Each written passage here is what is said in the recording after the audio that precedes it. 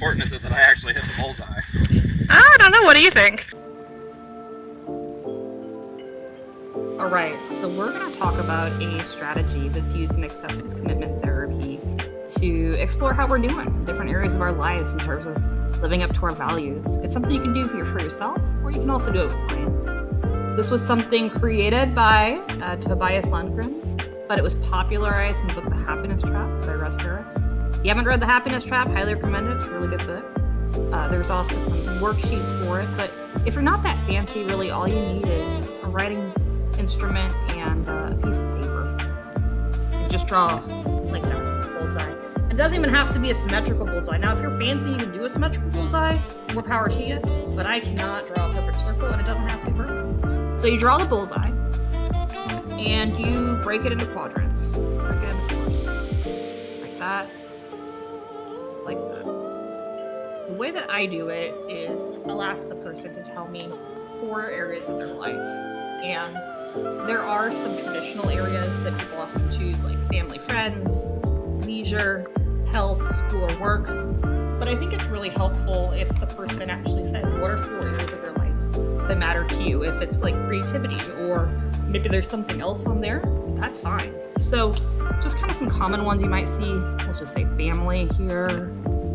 Maybe another one is maybe they're in school. Health is a big one, and it's really important, I think, to talk about what that means. Sometimes people say health and they mean just physical health, but it could certainly also mean mental health and things like that. And then maybe for the last one, we have leisure. Alright, so you get each area. And the next thing you do is you talk about the person's values in terms of if they were living exactly as they want to live, what values would they be showing in each of these areas?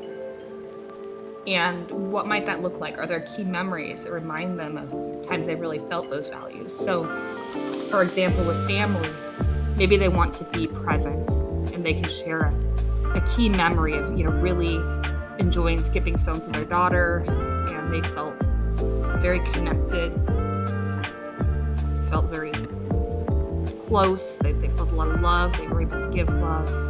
Maybe those are all values they want to live. And maybe with school, it's important to them to be curious. Maybe they're hoping that school will lead to career, so career endeavors.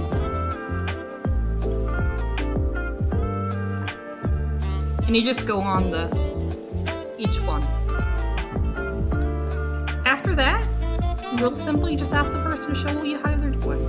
And it doesn't have to be exact. You see this crosshairs here aren't exactly perfect, but can you show me the closer to the center you are, the more you feel like you're living those values. And the further you are, the further you are from it.